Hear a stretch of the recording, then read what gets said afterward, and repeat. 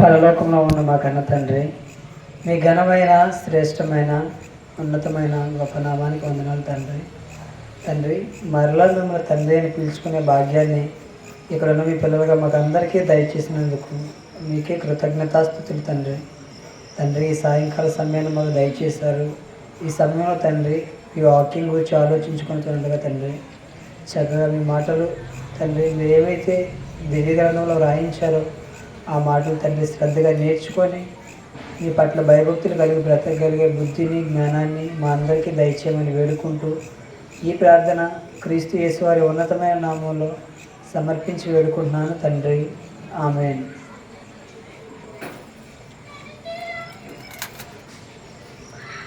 మరొకసారి కూడా వచ్చిన మీ అందరికీ యేసుక్రీస్తు పేట వందనాలు తెలియజేస్తున్నానండి.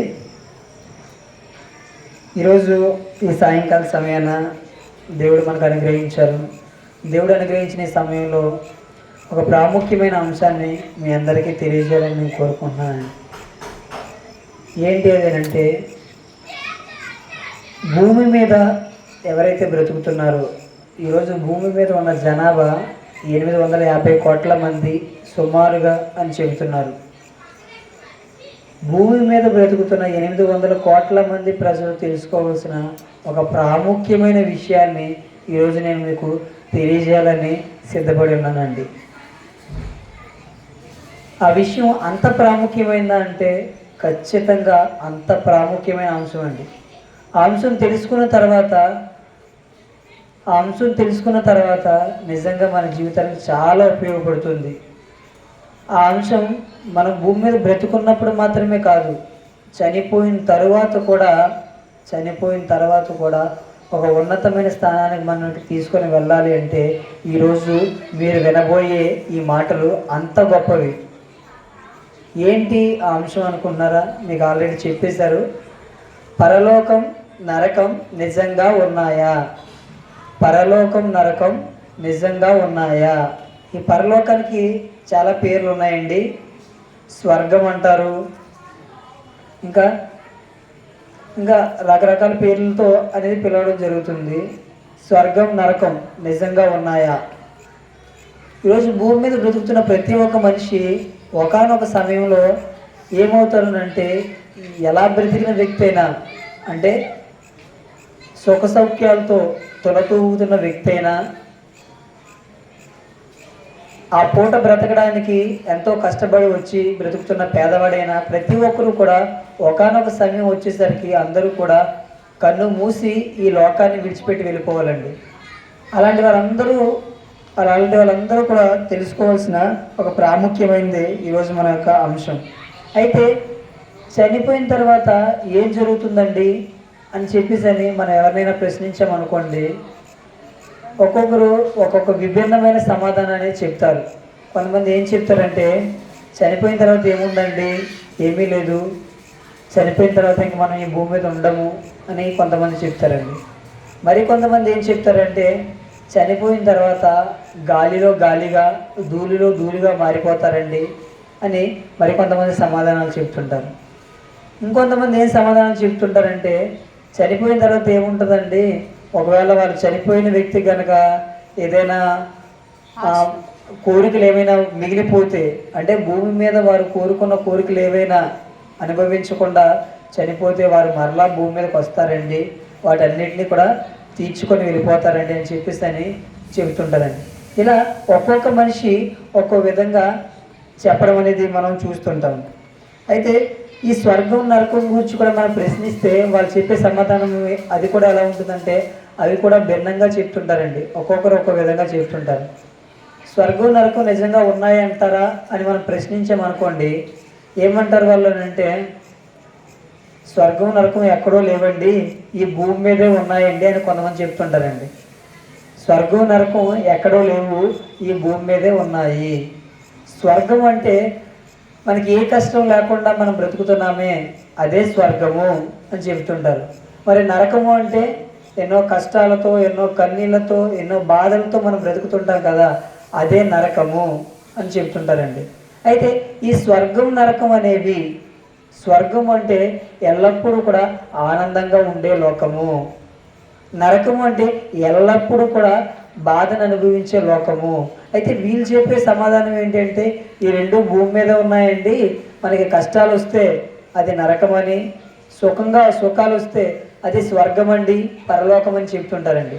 అయితే మరి స్వర్గం నరకం భూమి మీద ఉన్నాయని అనుకుంటే ఈరోజు భూమి మీద బ్రతుకుతున్న 850 కోట్ల మందిలో ఏ వ్యక్తి జీవితంలో అయినా కష్టాలు లేకుండా కేవలం సుఖాలు మాత్రమే అనుభవించేవారు ఎవరైనా ఉన్నారంటారా? ఏ వ్యక్తి అయినా, ఎంత ధనవంతుడైనప్పటికీ ఏ వ్యక్తి అయినా నా జీవితంలో కష్టం అంటే ఏంటో తెలియదండి అన్నవారు ఎవరైనా ఉన్నారా? చెప్పండి. ఎవరూ లేరు. ఏ వ్యక్తి అయినా నాకు ఎప్పుడూ కష్టాలే అండి, చిన్ననాటి నుంచి నాకు ఎప్పుడూ కష్టాలండి, నా జీవితంలో సుఖం అనేది లేదండి అని చెప్పేవారు ఎవరైనా ఉంటారా? ఎవరు ఉండరండి. ఎందుకంటే ఒకనొక సందర్భంలో కష్టాలు వస్తే తర్వాత కొంతకాలంలో సుఖాలు అనేవి వస్తుంటాయి. అయితే ఈ కష్ట సుఖాలు అనేవి ఈ రెండూ కూడా ఈ భూమి మీద ఉంటాయి. దీని గురించే దేవుడు రాయించిన ఒక మంచి మాటను మనం చూద్దాం. ప్రసంగి గ్రంథము 6వ అధ్యాయము 14వ వచనం. ప్రసంగి గ్రంథము 6వ అధ్యాయము 14వ వచనం.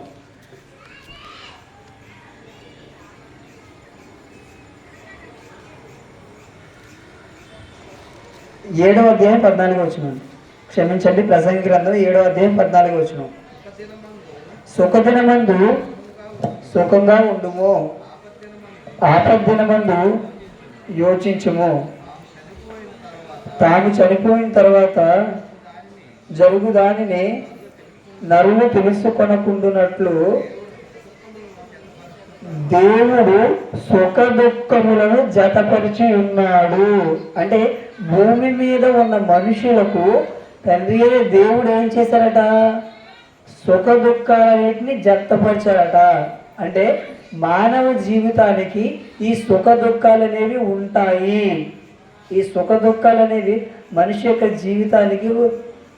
జీవితానికి రెండూ ఉంటాయి అని దేవుడు చెప్పడం జరుగుతుందండి. అంటే స్వర్గం నరకం అనేవి భూమి మీద అయితే లేవు. ఎందుకంటే మరి సుఖంగా ఉన్నవారు ఎవరైనా ఉన్నారంటే, సుఖంగా ఉన్నవారు ఎవరు కూడా భూమి మీద లేరు. అన్ని కష్టాలు అనుభవించిన వారు ఎవరైనా ఉన్నారంటే ఎవరు కూడా లేరండి. అంటే చనిపోయిన తర్వాత, నరుడు చనిపోయిన తర్వాత ఏం జరుగుతుందో మనుషులకు తెలుసు అంటారా అంటే మనుషులకు తెలియదండి. అసలు చనిపోయిన తర్వాత ఏం జరుగుతుంది? చనిపోయిన తర్వాత శరీరాన్ని తీసుకొని వెళ్ళి మట్టిలో పాతేస్తారండి, లేదంటే కాల్చేస్తారు.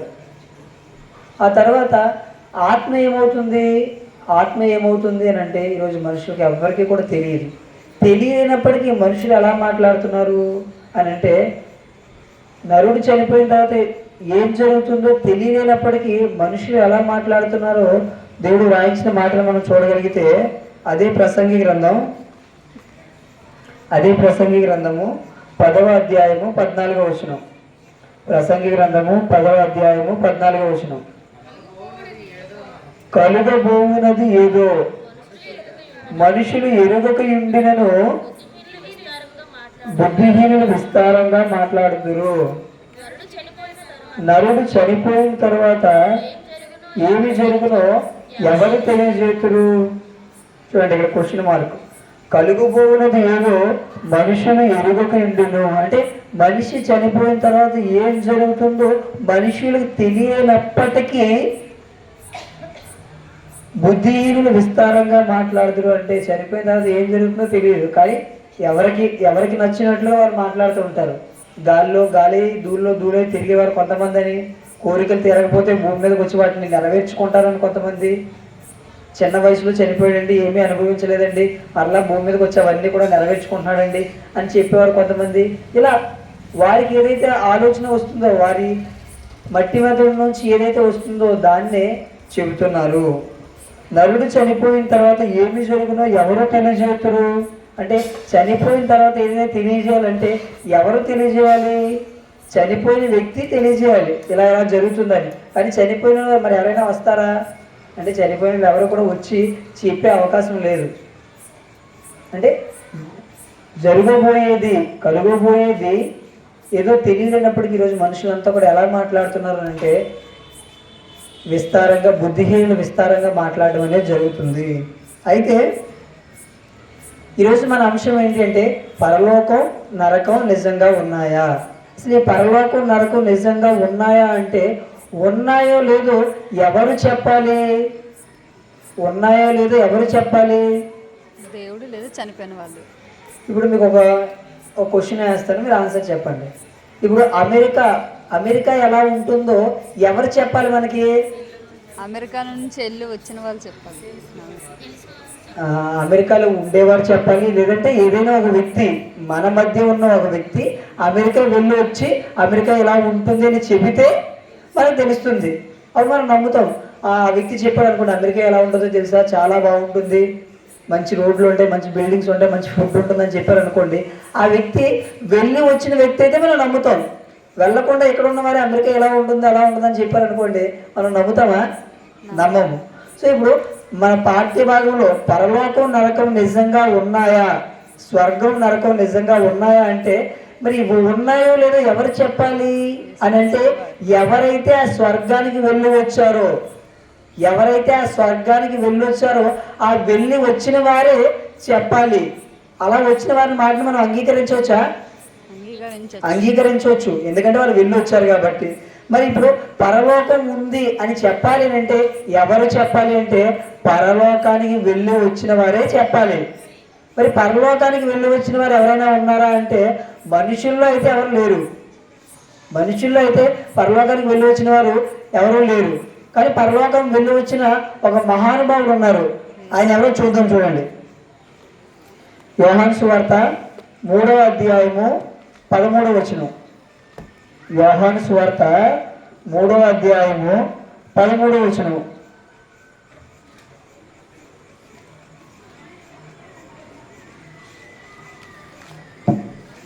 చదవండి. యోహాను సువార్త 3వ అధ్యాయం 13వ వచనం. మరియు పరలోకము నుండి దిగి వచ్చిన వాడే, అనగా పరలోకంలో ఉండు మనుష్య కుమారుడే తప్ప పరలోకంలోకి ఎక్కిపోయిన వాడు ఎవడునూ లేడు. ఇక్కడ చెప్తున్నా చూడండి, మరియు పరలోకము నుంచి దిగి వచ్చిన వాడే. పరలోకం నుంచి ఒక వ్యక్తి దిగి వచ్చాడట. మళ్ళీ ఆ వ్యక్తి ఎవరో అనుకుంటామని అక్కడ చెప్తున్నారు. అనగా పరలోకంలో ఉండు మనుష్య కుమారుడు. పరలోకంలో ఉండు మనుష్య కుమారుడు అంటే యేసుక్రీస్తు వారికి ఉన్న పేరు, మరొక పేరు ఏంటి అంటే మనుష్య కుమారుడు. ఎందుకు మనుష్య కుమారుడు అంటే ఆయన మనుష్య రూపంలో, అంటే ఈ శరీరాన్ని మానవ శరీరాన్ని ధరించుకొని భూమి మీదకు వచ్చారు కాబట్టి మనుష్య కుమారుడు అని ఆయనకు ఒక పేరు ఉంది. ఇప్పుడు పరలోకం నుండి దిగి వచ్చిన వాడే, అనగా పరలోకంలో ఉండు మనుష్య కుమారుడే, అంటే యేసుక్రీస్తు వారే తప్ప పరలోకమునకు ఎక్కిపోయిన వాడు ఎవడును లేడు. అంటే పరలోకానికి వెళ్ళింది యేసుక్రీస్తు వారు మాత్రమే అని మనకి ఈ మాట ద్వారా అర్థమవుతుంది. అంటే పరలోకం ఎవరు వెళ్ళారు? యేసుక్రీస్తు వారు వెళ్ళారు. ఇప్పుడు పరలోకం ఉందో లేదో చెప్పాలంటే ఎవరు చెప్పాలి? పరలోకం వెళ్ళి వచ్చిన యేసుక్రీస్తు వారే చెప్పాలి. సో మరి యేసుక్రీస్తు వారు చెప్తే మనం అంగీకరించవచ్చా? అంగీకరించవచ్చు, ఎందుకంటే ఆయన వెళ్ళి వచ్చారు కాబట్టి. ఓకే, అయితే ఈ పరలోకం ఎంత గొప్పది అంటే నిజంగా పరలోకం చాలా గొప్పది. ఈ పరలోకం అనేది చాలా గొప్పది, చాలా ఉన్నతమైన లోకం, చాలా ఉన్నతమైన లోకం. అదేవిధంగా ఎప్పుడు కూడా సంతోషంగా ఉండే లోకము. ఈ భూమి మీద ఉన్నట్లుగా కష్టాలు, కన్నీళ్ళు, బాధలు, ఇబ్బందులు, ఈ రోగాలు ఇలాంటివి ఏమీ లేకుండా ఎల్లప్పుడూ సుఖంగా, ఇక్కడ సుఖమే ఒకటే, ఇంకేమీ ఉండవు. ఎలాంటి కష్టాలు, కన్నీళ్ళు, బాధలు ఏమీ లేకుండా నిత్యము ఆనందించి నిత్యము సంతోషించే లోకం ఏదైనా ఉందా అంటే అదే పరలోకము. అంత గొప్ప లోకము. అయితే ఆ గొప్ప లోకంలో ఇంకా ఎవరుంటారు అని అంటే తండ్రి అని దేవుడు ఉంటారు. ఒక మహాలోకము, గొప్ప లోకము, పరలోకము. అయితే మరి ఈ లోకం గురించి, ఈ లోకానికి వెళ్ళొచ్చిన, ఈ పరలోకానికి వెళ్ళొచ్చిన యేసుక్రీస్తు వారు చెప్పిన మాట మనం ఒకసారి చూద్దాం. ఆయన ఏం చెప్తున్నారు? మత్తయి సువార్త 5వ అధ్యాయము 3వ వచనం. మత్తయి సువార్త 5వ అధ్యాయము 3వ వచనం. ఆత్మ విషయమై దీనులైన వారు ధన్యులు, పరలోక రాజ్యము వారిది. ఇక్కడ యేసుక్రీస్తు వారే స్వయాన ఎవరు చెప్పినంటే యేసుక్రీస్తు వారే మొదటి వచనంలో ఉంది. ఆయన జనసమూహం చూసి కొండ ఎక్కి కూర్చుండగా ఆయన శిష్యులు ఆయన యొద్దకు వచ్చిరి. అప్పుడు ఆయన నోరు తెరిచి ఇలాగ బోధింపసాగెను. అంటే యేసుక్రీస్తు వారే కొండ మీద తన శిష్యులకు చెబుతున్న మాటలు. అందులో ఫస్ట్ ఏమన్నారు? ఆత్మ విషయమై దీనులైన వారు ధన్యులు అని చెబుతూ పరలోక రాజ్యము వారిది. అంటే ఆత్మ విషయమై ఎవరైతే దీనత్వం కలిగి ఉంటారో వారిదే పరలోకము అని చెబుతున్నారు. అంటే పరలోకం ఉందా లేదా అని అంటే పరలోకం ఉంది, పరలోకం ఉంది. అది ఎవరికి ఇస్తారు అని అంటే ఆయన చెప్తున్నారు ఆత్మ విషయమై ఎవరైతే దీనత్వం కలిగి ఉంటారో వారిది పరలోకము. దీనత్వం కలిగి ఉండడం అంటే ఆలోచించడం, ఆత్మ గురించి ఆలోచించి ఎవరైతే ఆలోచించి ఆత్మకు సంబంధించిన క్రియలు చేస్తారో వారిదే పరలోకం అని చెబుతున్నారు. అంటే ఈ సందర్భం ద్వారా మనకి ఏం అర్థమవుతుందంటే యేసుక్రీస్తు వారి మాటలలో, పరలోకం నుంచి వచ్చిన యేసుక్రీస్తు వారి మాటలలో ఏం కనిపిస్తుంది అంటే పరలోకం ఉంది అని ఆయన చెప్పడం జరుగుతుంది. పరలోకం ఉంది అని యేసుక్రీస్తు వారు చెప్పడం జరుగుతుంది. అయితే మరి యేసుక్రీస్తు వారు చెప్పిన మాట నిజమే అంటారా? యేసుక్రీస్తు వారు చెప్పిన మాట నిజమే అంటారా? బైబిల్లో రాయబడిన మాట నిజమే అంటారా అంటే యేసుక్రీస్తు వారు చెప్పిన మాట నిజం. ఎందుకనంటే అదే యేసుక్రీస్తు వారు చెప్పిన మాటలు ఈరోజు ఎన్నో జరుగుతున్నాయి, నిత్యం మనం చూస్తున్నాము. ఈరోజు ప్రపంచవ్యాప్తంగా మనుషులందరినీ ప్రభావితం చేసిన వారిలో 100 మంది లిస్ట్ తీశారు. అంటే మనుషులందరినీ బాగా ప్రభావితం చేసిన వారి లిస్ట్ తీస్తే 100 మందిని తీస్తే ఆ 100 మందిలో ఫస్ట్ ప్లేస్లో ఎవరున్నారంటే యేసుక్రీస్తు వారు ఉన్నారు. అంటే అంత గొప్పవారు యేసుక్రీస్తు వారు. యేసుక్రీస్తు వారి మాట అంటే ఏదో యేసుక్రీస్తు వారు చెప్తే మేము ఎందుకు నమ్మాలి అని సందేహించవలసిన అవసరం లేదండి. అదేవిధంగా యేసుక్రీస్తు వారు చెప్పిన మాట బైబిల్లో రాయబడింది. అయితే ఆ మాట నిజమా అంటే అదే యేసుక్రీస్తు వారు చెప్పిన మాటలు ఈరోజు ఎన్నో సాక్ష్యాలుగా మన కళ్ళ ముందు ఉన్నాయి. వాటిని మనం చూద్దాం. మత్తయి సువార్త 24వ అధ్యాయం 8వ వచనం. మత్తయి సువార్త 24వ అధ్యాయం 8వ వచనం.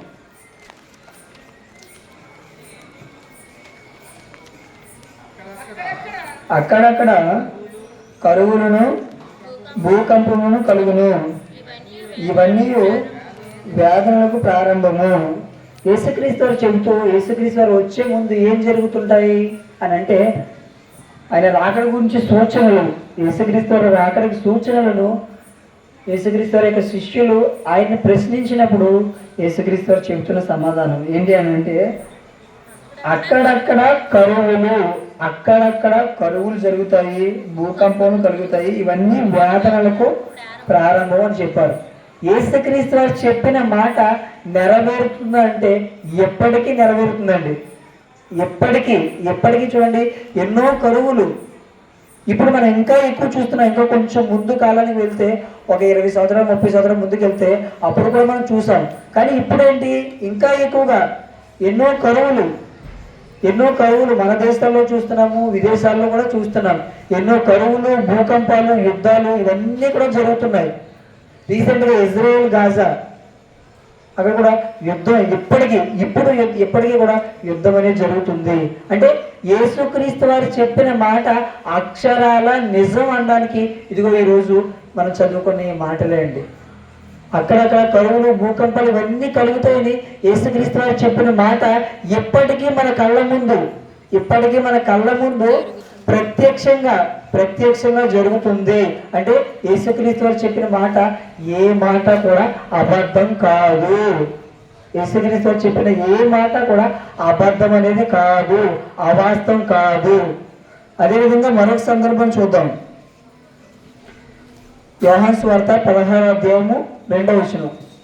యోహాను సువార్త 16వ అధ్యాయం 2వ వచనం.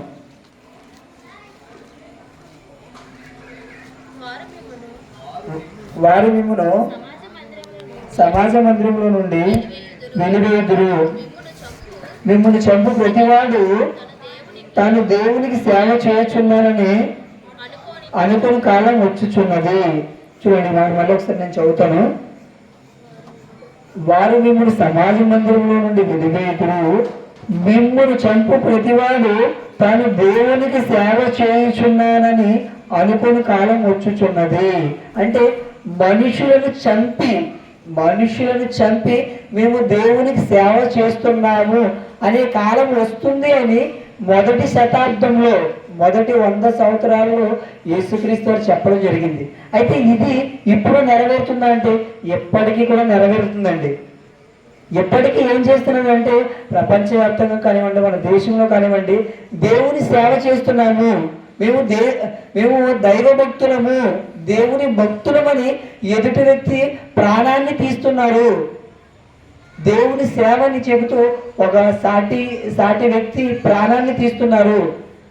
జాలి, కరుణ, కనికరం ఇలాంటివి ఏమీ లేకుండా సాటి వ్యక్తిని అన్యాయంగా చంపుతూ మేము దేవుని సేవ చేస్తున్నామని ఈరోజు ఎంతో మంది సమాజంలో మనకు కనిపిస్తున్నారండి. అంటే యేసుక్రీస్తు వారు చెప్పిన మాట ఏ మాట కూడా అబద్ధం కాదు.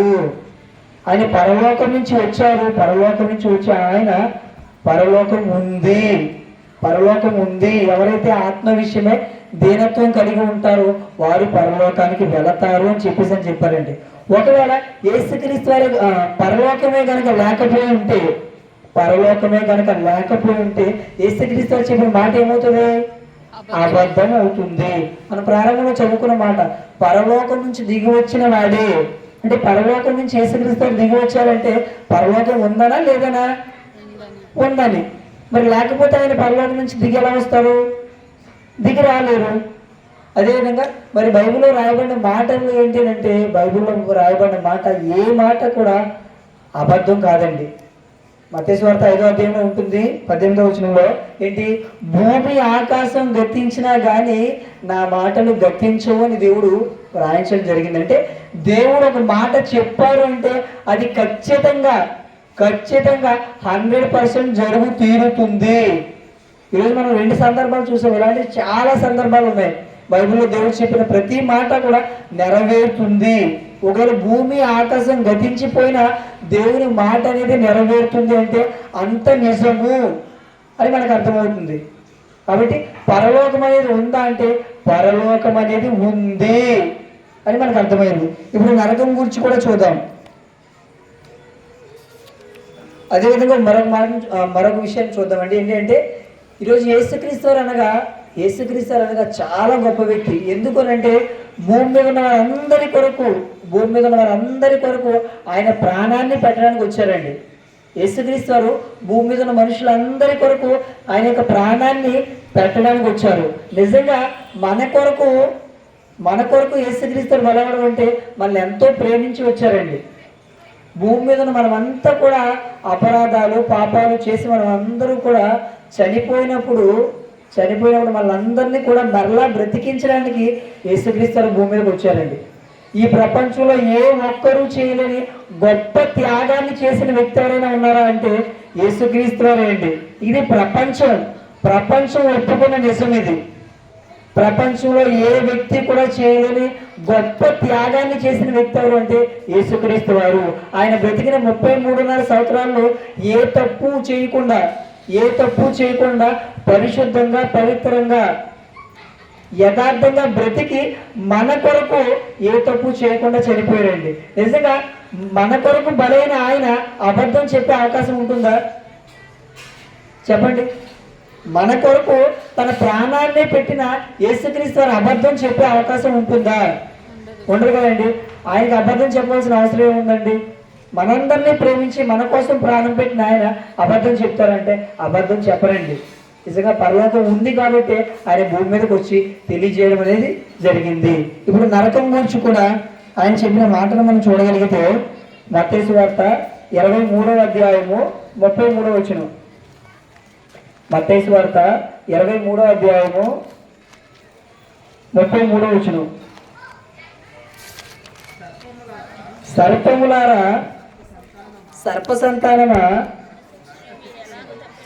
నరక శిక్షను మీరెలాగూ తప్పించుకొందురు. యేసుక్రీస్తు చెప్తున్న మాట, ఇది కూడా యేసుక్రీస్తు చెప్పే మాటే అండి. 23వ అధ్యాయం ప్రారంభంలో చూస్తే, అప్పుడు యేసు జన సమూహములతో తన శిష్యులతోనూ ఇట్లనెను. అంటే సందర్భం ఏంటి, దానికోసం చెప్తున్నాను. సందర్భం యేసుక్రీస్తు మాట్లాడుతున్నారు. మాట్లాడుతూ 33వ వచనంలోకి వచ్చేసరికి, సర్పములారా సర్ప సంతానమా, నరక శిక్షను మీరెలాగూ తప్పించుకుందరు.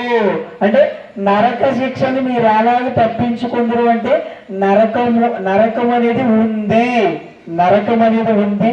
అక్కడికి వెళ్ళిన తర్వాత మీరు శిక్షను అనుభవిస్తారు అని యేసుక్రీస్తు వారి యొక్క మాటల్లో మనకు అర్థమవుతుంది. అంటే పరలోకం ఉంది, అదేవిధంగా నరకం కూడా ఉంది అని యేసుక్రీస్తు వారి మాటల్లో మనకు అర్థమవుతుందండి.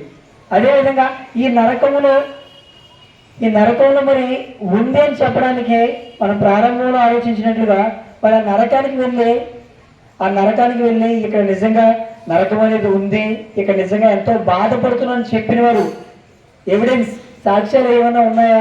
సాక్షి ఎవరైనా ఉన్నారా అంటే దీనికి కూడా సాక్ష్యాధారాలు ఉన్నాయండి. నరకము అనేది ఉంది, నరకంలో శిక్ష అనేది అనుభవిస్తాము అని మనకు అర్థమైంది. మరి అలా వెళ్ళిన వ్యక్తి, శిక్ష అనుభవించే వ్యక్తి ఎవరైనా ఉన్నారా? ఆయన ఏం చెబుతున్నారు అనేది మనం చూద్దాం. లోకాసు వార్త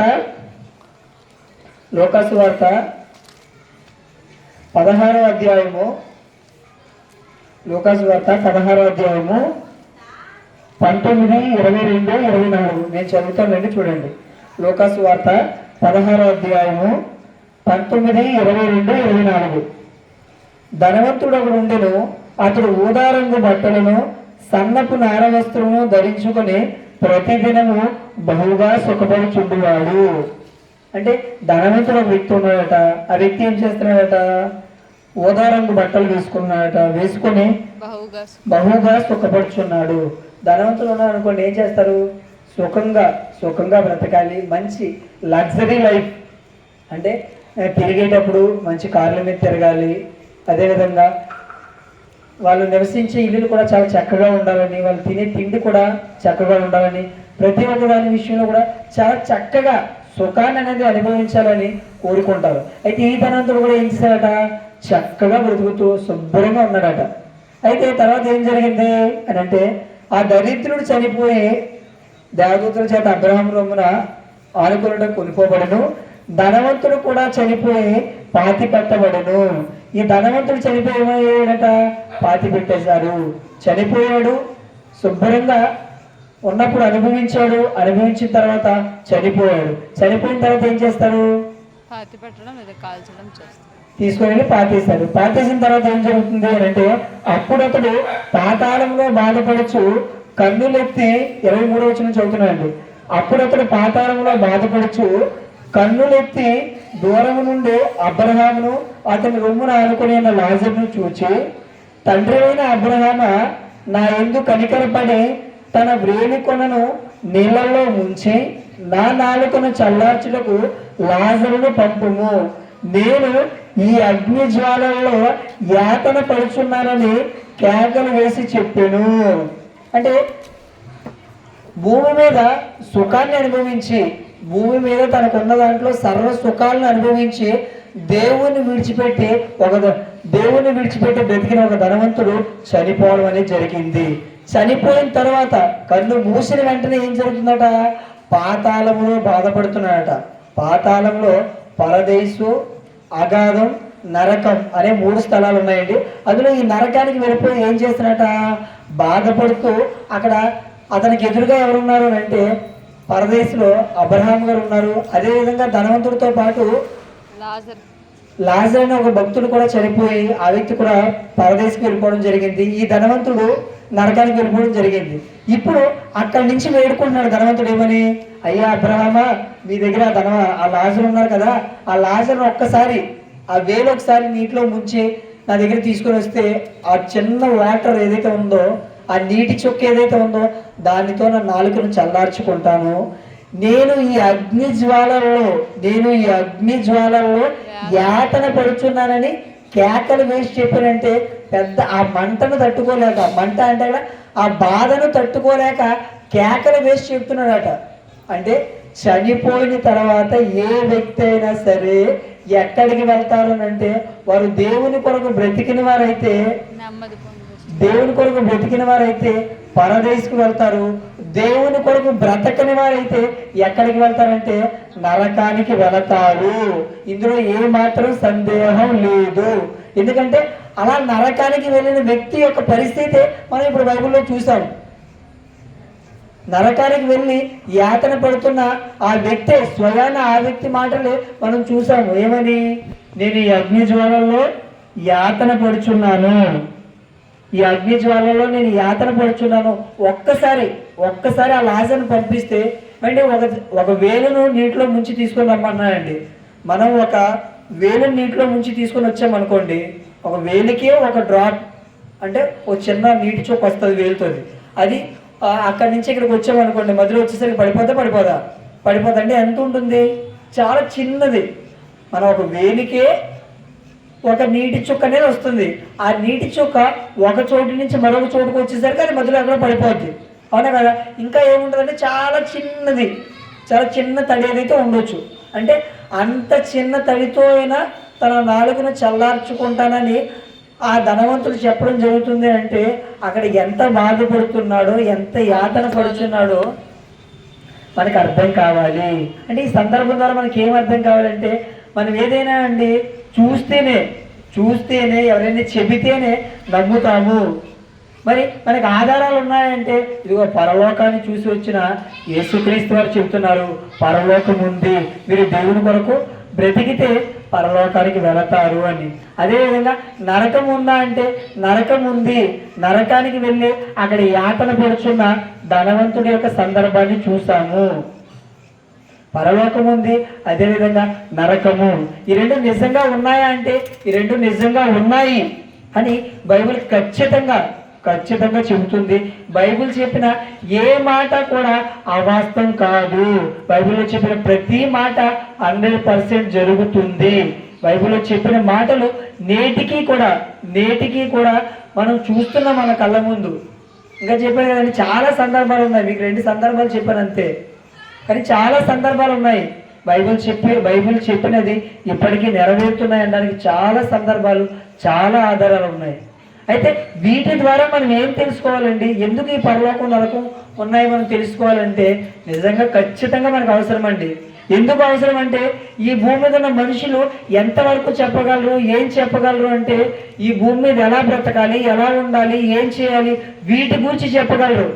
కానీ చనిపోయిన తర్వాత, ఒక వ్యక్తి చనిపోయిన తర్వాత ఏం జరుగుతుందో ఎవరైనా చెప్పగలరు అంటే ఎవ్వరు కూడా చెప్పలేరు.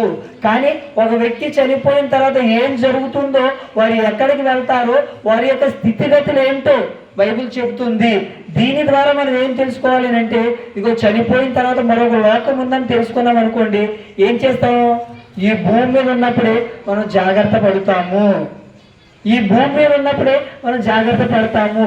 పరలోకం ఉందని తెలిసిందనుకోండి, మనం ఏం చేస్తాం అంటే ఒక గొప్ప లోకం ఉందా అని దాని గురించి ఆలోచిస్తాము. అదేవిధంగా ఆ పరలోకానికి ఎలా వెళ్ళాలో మనం తెలుసుకుంటే దానికోసం ప్రయత్నం చేయగలము.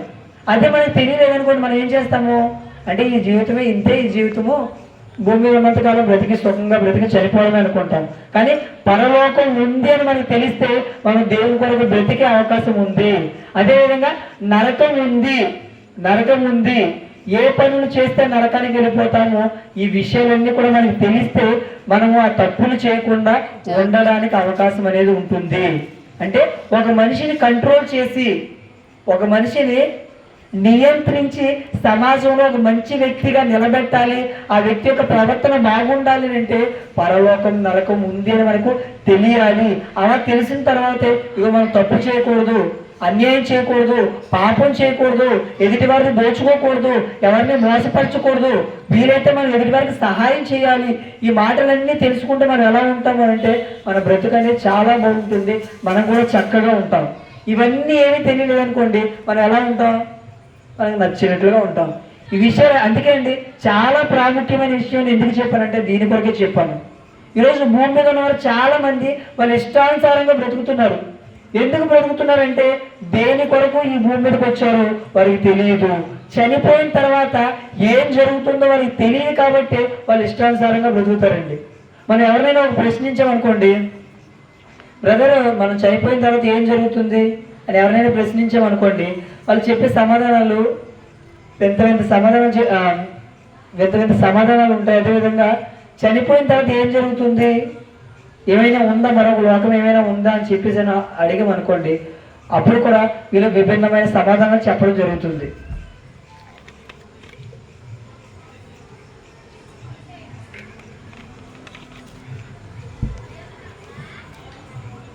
కొంతమందిని ప్రశ్నించినప్పుడు కొంతమంది కొన్ని సమాధానం చెప్తుంటారండి. చాలామంది ఏం చెప్తుంటారంటే, బ్రదర్ చనిపోయిన తర్వాత ఏం జరుగుతుందో మనకు తెలియదు, చనిపోయిన తర్వాత ఏం జరుగుతుందో ఎవరికి తెలియదు, ఎవరు వెళ్ళి చూసి రాలేదు, కాబట్టి మనకు తెలిసింది ఏంటంటే ఈ చిన్న జీవితంలో చనిపోయిన తర్వాత ఏం జరుగుతుందో తెలియదు, కాబట్టి ఉన్న ఈ జీవితాన్ని ఎంజాయ్ చేద్దాం, చక్కగా అనుభవించి చనిపోదాం, చనిపోయిన తర్వాత ఏముందో మనకు తెలుసా తెలియదు అని చెప్పి సమాధానం చెప్పేవారు చాలామంది ఉన్నారండి. కానీ ఏం నేర్చుకున్నాం మనం అంటే, పరలోకం ఉంది, నరకం ఉంది అని మనం తెలుసుకున్నాము. ఆ పరలోకానికి వెళ్ళి వచ్చిన వ్యక్తి, ఆ పరలోకానికి వెళ్ళి వచ్చిన వ్యక్తే స్వయానా చెప్పారండి. యేసుక్రీస్తు మాటలు, యేసుక్రీస్తు చెప్పినది అంటే అబద్ధం కాదు. ఎందుకంటే ఏదో యేసుక్రీస్తు అంటే ఏదో కల్పిత పాత్ర మీ బైబిల్లో ఉంది అని చెప్పడానికి ఎవ్వరు చెప్పడానికి సరిపోరు. ఎందుకంటే యేసుక్రీస్తు ఎవరైనా ఈ సమాజం గుర్తించింది అంటే శక పురుషుడు, యుగ పురుషుడు. ఈరోజు మన కాలం తేదీ రాస్తున్నామని అంటే ఆ కాలానికి యుగ పురుషుడు ఎవరో తెలుసా? యేసుక్రీస్తు వారే. ఈరోజు 11/10 నెల అక్టోబర్ 2023, 11/10/2023 అని ఈరోజు మనం తేదీ వేస్తున్నామంటే ఆ యేసుక్రీస్తు వారి వల్లనే. అంటే యేసుక్రీస్తు ఈ భూమి మీదకి వచ్చారు, యేసుక్రీస్తు ఈ భూమి మీదకి వచ్చారు. యేసుక్రీస్తు చెప్పిన మాటలన్నీ కూడా నిజము. ఆ యేసుక్రీస్తు ఏం చెప్పారు? పరలోకం నరకం అనేవి ఉన్నాయి. కాబట్టి పరలోకానికి వెళ్ళాలంటే ఏ విధంగా బ్రతకాలో బైబిల్లో రాయించడం జరిగింది. నరకానికి ఎవరు నరకానికి వెళ్ళిపోతారో దాని గురించి కూడా బైబిల్లో రాయించడం అనేది జరిగింది. అయితే ఇప్పుడు ఇవన్నీ కూడా ఉన్నాయని బైబిల్ ద్వారా మనకి ఖచ్చితంగా తెలుసుకున్నామండి. అయితే ఉన్నాయని తెలుసుకున్న మనము దేవుని కొరకు బ్రతికామనుకోండి, యేసుక్రీస్తు చెప్పినట్లుగా మనం బ్రతికామనుకోండి, ఏం జరుగుతుంది? మనం చనిపోతే ఆయన చెప్పినట్లుగా పరలోకానికి వెళ్తాము, ఆయన కొరకు బ్రతకపోతే నరకానికి వెళ్తాం. ఇప్పుడు లేవు అనుకోండి, బ్రతికామనుకోండి, ఇప్పుడు లేవు అని చెప్పేసి అనుకోని బ్రతికామనుకోండి, రేపు పొద్దున కన్ను మూసిన తర్వాత రెండు ఉన్నాయి అనుకోండి, పరిస్థితి ఏంటి? పరలోకం నరకం ఏమీ లేదండి, మీరు ఎలా చెప్తున్నారండి, ఇదంతా అబద్ధం అండి అని చెప్పేసి అనుకోని అలాగే బ్రతికారనుకోండి, కన్ను మూసిన తర్వాత ఇంకేమైనా చేయగలరా? మనం ఎంతో మంది చనిపోయిన వెంటనే ఒక్క క్షణంలోనే పాతాళానికి వెళ్ళిపోతారు అని బైబిల్లో రాయబడింది. అంటే మనం కూడా ఎంతో మంది ఎన్నో చావులను చూసి వచ్చాం. మన కుటుంబ సభ్యులు కానివ్వండి, మన బంధువులు కానివ్వండి, మన ఇరుగు పొరుగు వారు కానివ్వండి, ఎంతో మంది చనిపోయినప్పుడు మనం వెళ్ళొచ్చాం.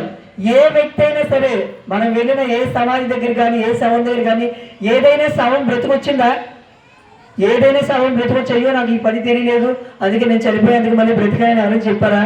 చెప్పలేదు. అంటే ఒక్కసారి చనిపోయిన తర్వాత మరలా అయ్యో తండ్రి నాకు తెలియలేదు, నిజంగా స్వర్గం నరకం ఉందని చెప్పేసి నాకు తెలియలేదు, భూమి మీద నాకు తెలియకుండానే నేను బ్రతికాను, ఒకవేళ తెలియదు ఇప్పుడు నాకు పంపించండి, మళ్ళీ భూమి మీద పంపించండి, నేను తెలుసుకున్నాను అనే అవకాశాలు ఏవి కూడా లేవు. కాబట్టి ఇవన్నీ ఉన్నాయి. ఈ ఉన్నాయని మనం నమ్మం అనుకోండి, చనిపోయిన తర్వాత ఉంటే ఓకే, లేదనుకోండి మనకు వచ్చే నష్టం ఏమైనా ఉందా? లేదంటే వచ్చే నష్టం ఏమీ కూడా లేదు. కాబట్టి పరలోకం నరకం నిజంగా ఉన్నాయంటే నిజంగా ఉన్నాయి. ఆ లోకానికి వెళ్ళి వచ్చిన వారే చెప్పిన మాటలు మనం చూసాం. మనం కూడా ఎవరి మాటలు వింటామంటే వెళ్ళి చూసిన వారి మాటలు వింటాము. అదేవిధంగా చూసి ఎవరైనా రాశారనుకోండి, ఫర్ ఎగ్జాంపుల్ అమెరికాను చూసి వచ్చిన ఒక వ్యక్తి అమెరికా గురించి రాస్తారనుకోండి, లేదంటే జపాన్ చూసిన వ్యక్తి ఎవరైనా జపాన్ కోసం రాస్తారనుకోండి, మనం నమ్ముతాం.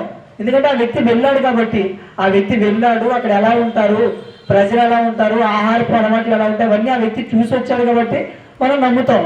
అదేవిధంగా ఇది నమ్మినప్పుడు మనము పరలోకం నరకం కూడా నిజంగా ఉన్నాయని చూసి వచ్చిన వ్యక్తుల మాటలను కూడా ఖచ్చితంగా అంగీకరించాలి.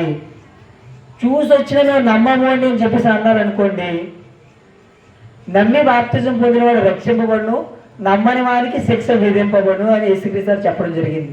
అంటే ఇన్ని మాటలు, ఇన్ని ఆధారాలు, ఇన్ని సాక్ష్యాలు ఉన్నప్పటికీ కూడా నేను నమ్మనండి అని చెప్పేసి ఎవరైనా అంటే మనం ఒకే ఒక మాట చెప్పాలి, మీ కర్మ అండి, పోతారని చెప్పేసి అని చెప్పడమే. అయితే మరి ఉన్నాయని చెప్పేసి అని తెలుసుకున్న మనం ఏం చేయాలి? ఇప్పటివరకు మనం ఏం తెలుసుకున్నాం అంటే పరలోకం నరకం ఉన్నాయని చెప్పేసి అని తెలుసుకున్నామండి. మరి ఉన్నాయని తెలుసుకుంటే సరిపోతుందా? ఉన్నాయని తెలుసుకుంటే సరిపోదండి. ఉన్న పరలోకానికి ఎలా వెళ్ళాలి?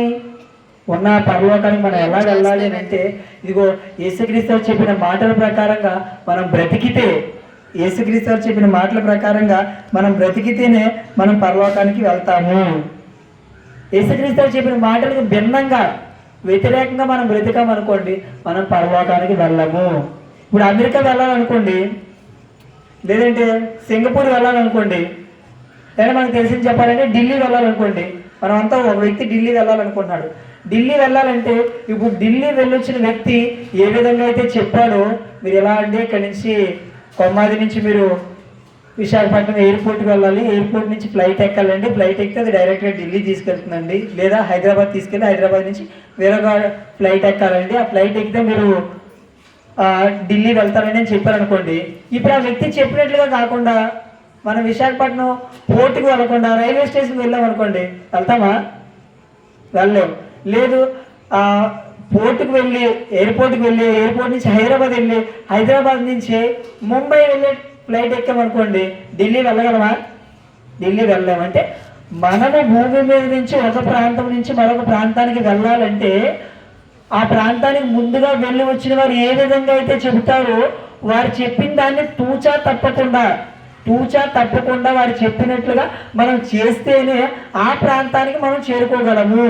అదేవిధంగా పరలోకానికి మనం వెళ్ళాలి అంటే పరలోకానికి వెళ్ళి వచ్చిన యేసుక్రీస్తు వారు భూమి మీద ఏమైతే చెప్పారో, ఏ విధంగా అయితే నడుచుకోమని చెప్పారో మనం కూడా భూమి మీద అదే విధంగా నడుచుకుంటేనే పరలోకానికి వెళతాము. లేదు అని అంటే ఎక్కడికి వెళ్తామని అంటే పరలోకానికి వెళ్ళాము. అదేవిధంగా మనకు అర్థం కావడానికి ఇంకో చిన్న ఎగ్జాంపుల్ చెప్తానండి. ఇప్పుడు ఇక్కడ నుంచి కాంప్లెక్స్ వెళ్ళడానికి ఏ బస్సు ఎక్కాలంటే ఏదో ఒక బస్సు నెంబర్ చెప్తారు. ఇప్పుడు వాళ్ళు ఏమో చెప్పిన బస్సు నెంబరు 25, బస్ నెంబర్ 25 అని చెప్పారు అనుకోండి, 25 నెంబర్ బస్సు ఎక్కితే మీరు కాంప్లెక్స్ వెళ్తారని చెప్పారు అనుకోండి, మనము 111 బస్సు ఎక్కామనుకోండి, కాంప్లెక్స్కి వెళ్తామా? 111 కాంప్లెక్స్కి వెళ్ళదు, అది వేరే చోటుకి వెళ్తుంది. అంటే మనం వెళ్ళాలనుకున్న ప్రదేశానికి ఏ విధంగా వెళ్ళాలో తెలుసుకొని అదే విధంగా వెళితేనే, వారు చెప్పినట్లుగా వెళితేనే మనం మన యొక్క గమ్యస్థానాన్ని చేరుకోగలం తప్ప అలా కాకుండా మనకి నచ్చినట్లుగా వెళ్తే మనం వెళ్ళలేము. పరలోకం నరకం ఉందని తెలుసుకున్న మనం ఏం చేయాలంటే యేసుక్రీస్తు వారు ఏ విధంగా అయితే బ్రతకమని చెప్పారో అదే విధంగా మనం బ్రతికితేనే మనం పరలోకానికి వెళ్తాము. పరలోకానికి వెళ్ళాలి అంటే ఆయన చెప్పిన పనులు చేయాలి, దేవుని కొరకు ఆయన గూర్చి బ్రతకాలి, ఆయన చెప్పినట్లుగా ఇదిగో దేవుని మాటలు అనేకులకు వినిపించాలి, అనేకులకు వినిపించడానికి అనేక కార్యక్రమాలు చేయాలి, దేవుని కొరకు అనేక కార్యక్రమాలు చేయాలి, అనేక మందికి దేవుని గురించిన మాటలు చెప్పాలి. అలా చెబితేనే పరలోకానికి వెళ్తాము. అదేవిధంగా ఈ మాటల కన్నా మనం ఏం చేయాలి? పరలోకం నరకం ఉందని తెలుసుకుని మనం ఏం చేయాలి అని అంటే చివరిగా ఒక మాటను చూసుకొని ముగించుకోవచ్చు. సామెతల గ్రంథం 15వ అధ్యాయం 24వ వచనం. సామెతల గ్రంథము 15వ అధ్యాయము 24వ వచనం.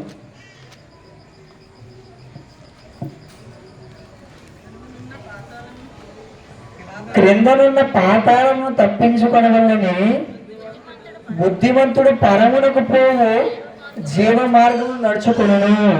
చూడండి, మరి ఇన్ని మాటలు విన్నాం కదా, ఇప్పటి వరకు ఎవరు వినలేని గొప్ప సంగతులు విన్నాం.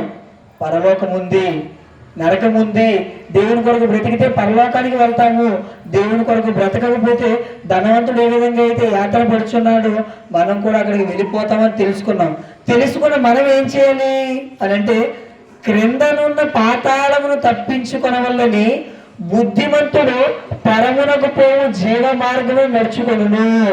అంటే ఈ మాటలు విన్న మనము ఒకవేళ బుద్ధిమంతుడు అయితే ఏం చేయాలి అని అంటే క్రిందనున్న పాతాళానికి వెళ్ళిపోకుండా ఎక్కడికి వెళ్ళాలంటే పరలోకానికి వెళ్ళే జీవ మార్గాన్ని నడుచుకోవాలి. ఆ జీవ మార్గాన్ని గురించి యేసుక్రీస్తు వారు చెప్పారు. ఏ విధంగా నడుచుకుంటే మనం ఆ జీవ మార్గానికి వెళతాము, ఏ విధంగా మనం ఈ భూమి మీద బ్రతికితే పరలోకానికి వెళ్తాము, యేసుక్రీస్తు వారు అనేక మాటలు చెప్పడం జరిగిందండి. అంటే ఈ మాటలు విని మనం ఏం చేయాలి? మనం బుద్ధిమంతులైతే ఏం చేయాలి అంటే ఇదిగో పరలోకానికి వెళ్ళే జీవ మార్గాన్ని నడుచుకోవాలి, క్రిందనున్న పాతాలను తప్పించుకోవాలి. నిజంగా అంటే మన ఈ భూమి మీద ఎక్కడికైనా వెళ్ళేటప్పుడు ఎక్కడైనా డ్రైనేజ్ పనులు అవి జరుగుతున్నాయి అనుకోండి, ఏమంటే మీరు ఇటు సైడ్ రెండు దారులు ఉన్నాయి, మనం ఎలా వెళ్తున్నాము, అక్కడ ఒక పెద్ద గొయ్యి ఉంది, ఇటువైపు ఒక దారి ఉంది, ఇటువైపు ఒక దారి ఉంది. అక్కడ ఏదైనా ఒక వ్యక్తి కనిపించి ఏమంటే ఇటువైపు పనులు జరుగుతున్నాయండి, మీరు వెళ్ళవద్దండి, అందులో పడిపోతారండి, ఇటువైపు నుంచి వెళ్ళండి అని చెప్పారు అనుకోండి. ఆ చెప్పిన తర్వాత కూడా ఆ వ్యక్తి యొక్క మాట వినకుండా అటువైపే వెళ్ళామనుకోండి, ఏమవుతుంది? ఆ గుంటలో పడిపోయి మనకి ప్రమాదం అనేది జరుగుతుంది. అంటే ఆ వ్యక్తి చెప్పిన మాటను, మంచి చెప్పిన ఆ మాటను మనం పక్కన పెడితే మన తర్వాత ప్రమాదాన్ని కొని తెచ్చుకుంటాము. ఇది ఎంత వాస్తవమో అదేవిధంగా పరలోకము నరకము అనేవి ఉన్నాయి. దేవుని కొరకు బ్రతికితే, దేవుని కొరకు భూమి మీద బ్రతికి ఆయన ఇచ్చిన ఆవిష్కారంలో ఆయన కొరకు బ్రతికి అనేక కార్యక్రమాలు చేస్తే పరలోకానికి వెళతాము. అలా కాకుండా మన ఇష్టానుసారంగా ఈ మాటలు విన్న తర్వాత కూడా మన ఇష్టానుసారంగా మనం బ్రతికామనుకోండి, ధనవంతుడు ఉన్న చోటికి మనం వెళ్ళిపోతాము. ఏమంటే ఆయన ధనవంతుడు కదండి అలా బ్రతుకుతున్నాడు, మేము అలా బ్రతకట్లేదు అనుకోకండి. మనం ధనవంతులు, ఆ ధనవంతులాగా సుఖంగా మంచి బట్టలు వేసుకోకపోయినా, లగ్జరీ లైఫ్ అనుభవించకపోయినా మనం కూడా దేవుణ్ణి విడిచిపెట్టి బ్రతుకుతున్నాం అనుకోండి, మనం కూడా ఎక్కడికి వెళ్ళిపోతామంటే మనం కూడా అక్కడికే వెళ్ళిపోతాం. ఎందుకంటే ఆ ధనవంతుడి దగ్గర ధనం ఉండి సుఖంగా బ్రతికాడు, మన దగ్గర ధనం లేనప్పటికీ కూడా మనకు ఉన్నదంతా మనం సుఖంగా బ్రతుకుతున్నామంటే మనం కూడా అక్కడికే వెళ్ళిపోతాం. కాబట్టి పరలోకం నరకం నిజంగా ఉన్నాయంటే పరలోకం నరకం నిజంగా ఉన్నాయి. ఈ మాటలు విన్న మనం ఏం చేయాలి అంటే బుద్ధిమంతుడైతే ఈ మాటలు విన్న మనము బుద్ధిమంతుడైతే ఏం చేస్తాము అని అంటే పరలోకానికి వెళ్ళడానికి ప్రయత్నం చేస్తాము. పాతాళ లోకానికి వెళ్ళకుండా ఉండడానికి మనం ఏం చేస్తామంటే ఒక నిర్ణయం తీసుకొని పాతాళానికి వెళ్ళకుండా ఉండాలంటే ఈ పనులు చేయాలి అని దేవుని గురించిన అనేక పనులు చేస్తాము. ఓకే, అందరూ కళ్ళు